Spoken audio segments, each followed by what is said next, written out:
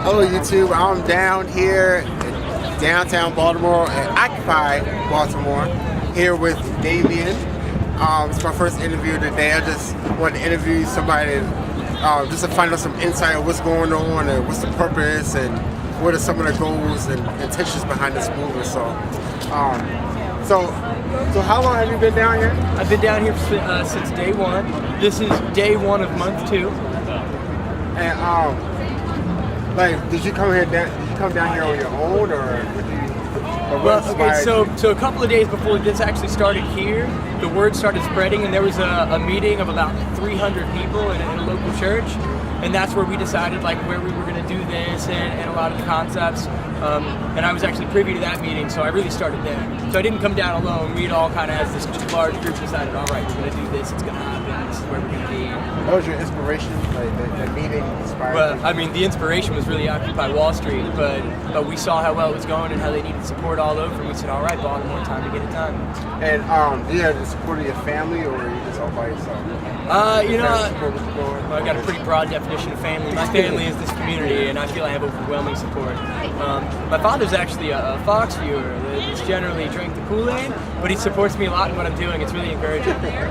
So what is the intention behind this? What are the goals? And what do they hope to accomplish? I speak in very general terms about this because, there's been this thing where they're like, what are your goals? It's all so vague. Well, it's such a diverse group of people coming together, and that's never happened before. We've all got different perspectives and problems and priorities that I try to speak in a big picture.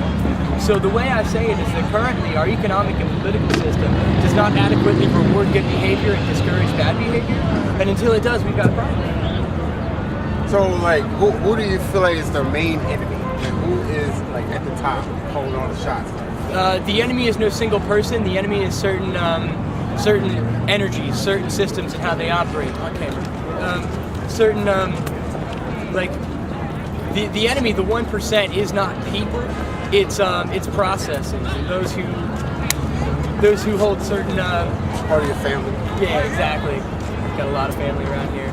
I honestly like to say that we all got a little 1% in us. It's not just the people. All right, you got my info, right? Yeah, absolutely. All right. Sure. If I'm around, I'm gonna hit you up. So sure. I can find you. Find which tent is yours. I'm right over there, the light yellow. The light yellow. I'm gonna come find you, man. Thank you, brother.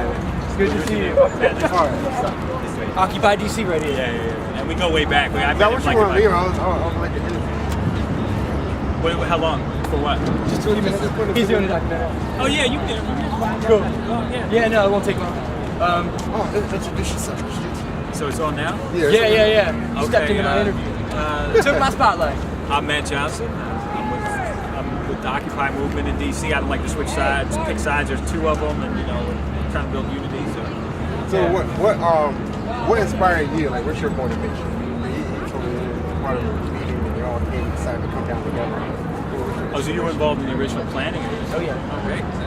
That's something. I don't know. Maryland to me, it goes back to Maryland. It really does. And I was inspired by a lot of people who came before me. I was a freshman coming to Maryland. I wasn't political at all at that point, but that was when Abu Ghraib had just happened, and people really were able to convince me that the Iraq War was wrong. And after that, I was in the peace movement, and then I realized that a lot of things were wrong with the system. And so I don't know. What inspires me now, I guess, is this hope that when people that I meet that things could be a hell of a lot better than they are right now if we had some changes and we continue to organize and put our rights. So I guess that's the inspiration. What is your hope what is the outcome you're wishing to come from this?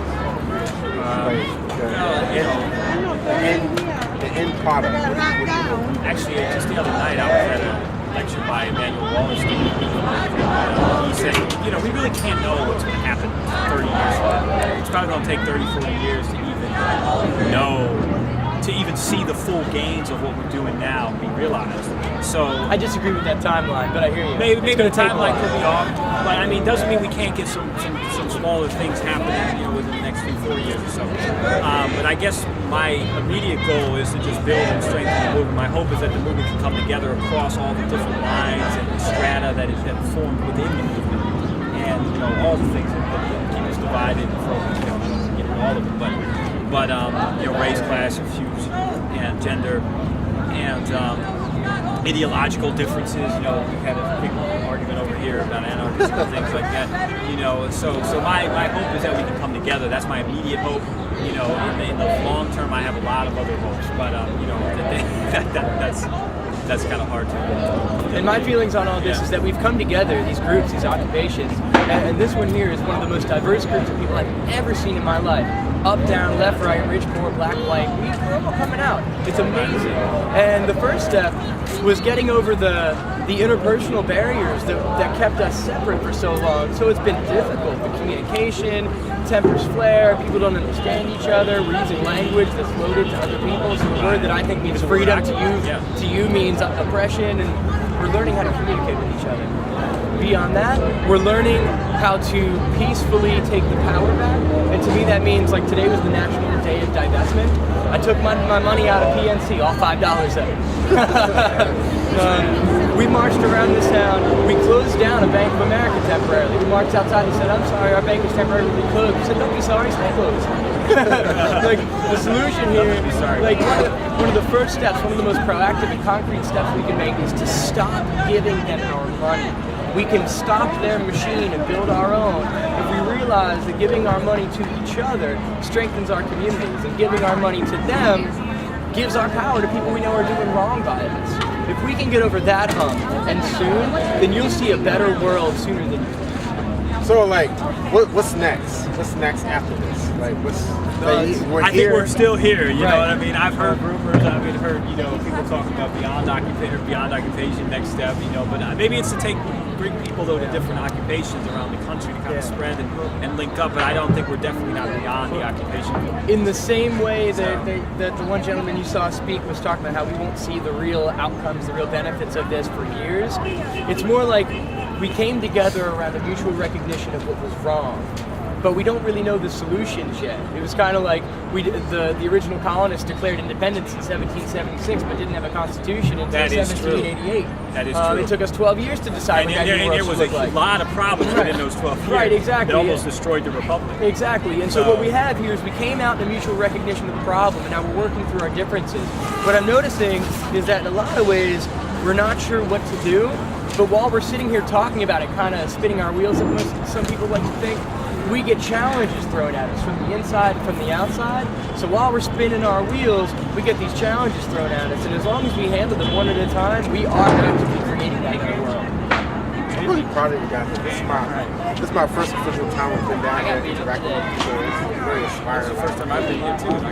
Like, welcome, man. Spend some time, make some friends. There's some beautiful people. I'll be back. I think I'll be back. I just got to run now though. But it was great. All right, thank you. All right. Thank you for the interview, brother. And awesome to see you. Yeah, stay in touch. And if you're in DC, man, you got a place to stay. Just hit me up. Thanks. There's some cool people. Awesome. I can't wait to meet new friends down there too. Is there anything else you'd like to say that you haven't said already, or anything you want to touch on?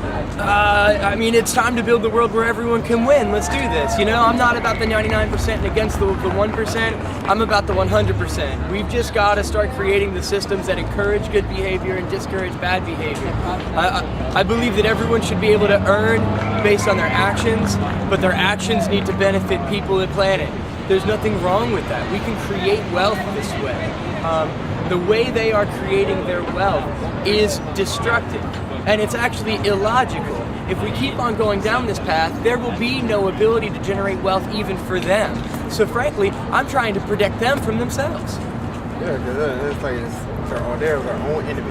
Yeah, and that actually goes back to what I was saying about how there's 1% in all of us.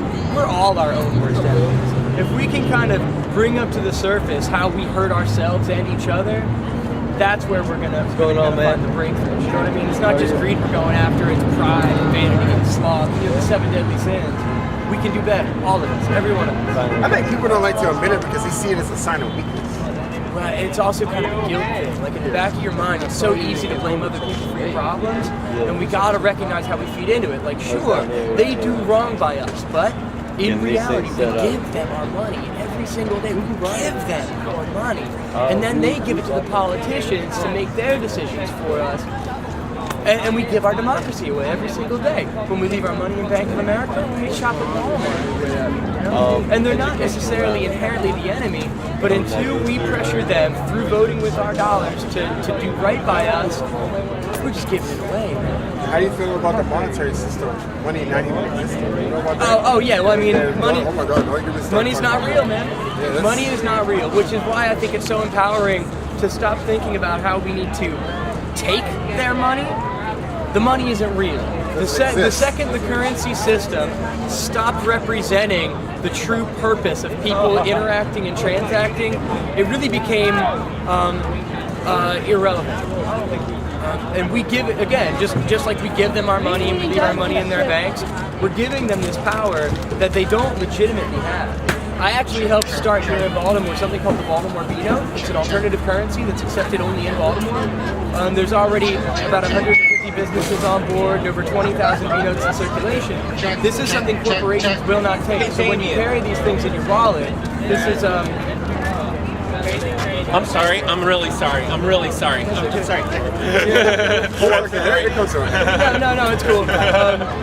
When we give them our money, we abdicate our own power. The alternative currencies are something where we can say with our dollars, I don't support them, I know them. No! We support each other. We support our community. We build each other up. Every dollar I give to you instead of them is $2 given to us. You know what I mean? 'Cause it stays right here and gets spent again. I need to think about closing my bank account today. You should do that, man. It's the national. Well, the bank's probably closed by now, but today was the National Day of Divestment. Everybody move your bank account. There's a meet cute right up the street. If you're a Baltimore citizen, you can move your money to meet cute. It's a local credit union. You might see it. Thank you so much for that. Oh, Seth, man, it was great meeting you. I hope to see you down here again. Just wonderful people. Thank you very much. Sure. I'm so sorry. I know.